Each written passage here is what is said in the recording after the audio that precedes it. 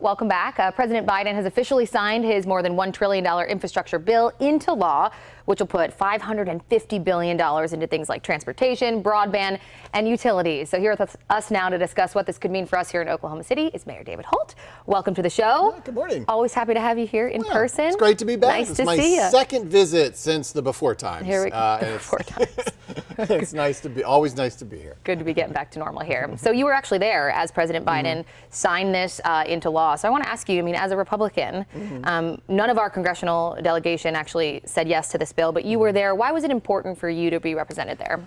Well, I mean, if you go back historically, mayors across the country from both parties have advocated for a major federal investment in infrastructure going back for a decade. And so, I mean, I could show you pictures and articles from Mayor Cornett going to the Obama White House, Mayor Cornett going to the Trump White House, and then obviously last summer, me going to the Biden White House. Our message has been the same. We don't really care who the president is, you know, but in Washington, everything is partisanized, right? And so the policies may not change, but whoever's writing them determines how people vote. But for mayors, we just want these major investments in roads and bridges, these major investments in public transit, passenger rail, broadband, water infrastructure, the list goes on. And the bill that was ultimately passed was developed in a very bipartisan fashion. At the bill signing that I attended, you know, Rob Portman, a Republican senator from Ohio, spoke. He was one of the chief authors of it. It got 69 votes in the Senate, including Mitch McConnell, the Republican leader of the Senate. So it had very bipartisan support throughout. Nevertheless, everything in Washington is viewed through that prism, and I get that. And I have no grudge against anyone who voted no. I'm just grateful to those who voted yes, because as a mayor, we've advocated this for so very long, and 400 bipartisan mayors from all 50 states signed a letter in July in support of this, and we were consistently supportive throughout because we have needed these major investments in infrastructure in Oklahoma City and in all our urban areas. Sure, I mean, you spoke on that a lot. Let's talk about some of the specifics of the bill. I mean, we know $39 billion set aside for public transit, $110 billion for roads and bridges. So specifically, do we know how much is coming to us here in Oklahoma? So it's much of it will be formulaic in the sense that, like, it's a little different than if people followed ARPA. You know, Oklahoma City got a $120 million check. Right. Okay. There were some guidelines, but like we got basically a block grant. That's not how this is going to work. Sure. You know, this is going to go into the regular formulas for roads and bridges money. It's going to go into the regular formulas for public transit. But let me give you a sense of what that can look like. You know, like look at public transit. Oklahoma City got a grant to facilitate the construction of our first bus rapid transit line that's going to be built up, Classen and Northwest Expressway. We've been talking about that a lot in the last few weeks. It got a new name. It's the Rapid, all of that. That wouldn't have been possible without the federal grant we got that was heavily supported by Senator Jim Inhofe. There'll just be more of that, you know? I mean, that current grant, that was called a build grant at the time. I think maybe now it's called a RISE grant. You know, they always change the nomenclature. But the point is like now maybe instead of getting one of those every 5 years, you know, maybe we get one of those every year, you know, because there's just more money in the pie, so our slice is going to be bigger. So we definitely are excited to potentially have a partner on public transit. You know, being one of America's largest cities, 620 square miles, that's always a service that we've struggled to provide. And so we are, through MAPS 4, building also bus rapid transit lines to the south and to the northeast, but with a federal partner. Maybe they can be longer. Maybe the service levels can be higher. I mean, who knows what is possible when we have help. And so we think we'll have that on public transit. Roads and bridges, you mentioned the $110 million. That's actually, this gets confusing, but you know, half of the $1.2 trillion is roads and bridges, 500 plus. But that's kind of like the usual highway reauthorization. So a lot of times that doesn't get reported, and they focus more on the new money, which is the other half. And in that new money is 110. But really, when you add up all of the roads and bridges money, it's 60% of the package. It's, you know, $600 to $700 million.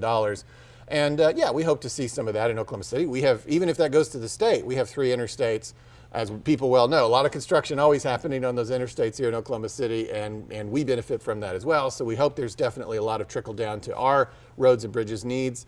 And then I always try to mention one other thing that's particularly unique to Oklahoma City that's a part of this package, and that's the Amtrak. So we have the Heartland Flyer that takes you south to DFW, to Fort Worth, and it doesn't go north.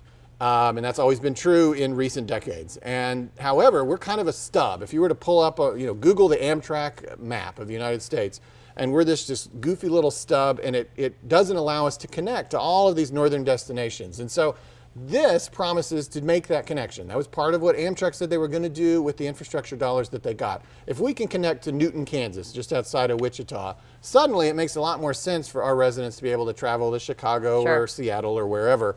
Whereas right now they got to go south for 3 hours, which feels a little out of their way when you're going by train. So that's one of the very specific things I've talked about throughout this infrastructure conversation. And of course, I mean, a lot of people want to know when, right? Yeah, when sure. could we potentially start seeing some of the fruits of this money here, you think? You know, I'm conditioned to this business, right? I've been in public service for my whole adult life, and so I get it that things take time, especially major public works projects. I'm very comfortable with the idea that we plant trees so our grandchildren have shade.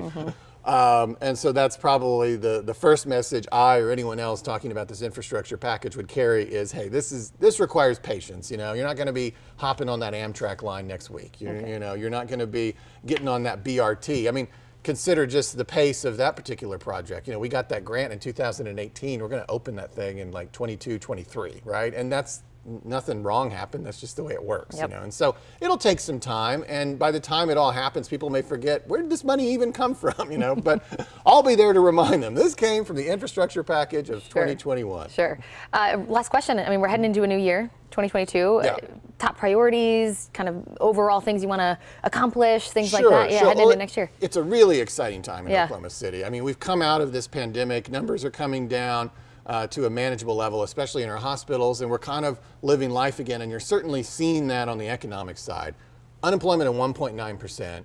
I never thought I'd be apologetic about how low unemployment is, but I am, because it actually causes difficulty in hiring people when everybody has a job. But unemployment is so low, our sales tax receipts are so high that it allows us to provide services that people expect, but that also is a leading indicator that the economy is roaring. So what I'm seeing in Oklahoma City, and then you layer on top of it the great population growth that we talked about in the last few months, 22nd largest city. So what I'm seeing in Oklahoma City is, because of the growing economy, the growing population, just the growing status that we have on a national and international level, we're getting opportunities that we just never could have gotten before. So I'm making pitches to, you know, economic development prospects that I never would have seen in years before, and events and all kinds of things. So I guess what I would say, I think 2022 has a lot of promise and a lot of opportunity, and we're going to be making a lot of announcements in 2022, the kind of announcements that 20 years ago in Oklahoma City would have seemed like fantasy. Sure. But it's a fun time in Oklahoma City for sure. And I'm not the first person to say this, but you know, the Roaring '20s followed the pandemic of 1918, and I feel like we might be repeating history here in Oklahoma Okay. City. Well, we certainly love living here.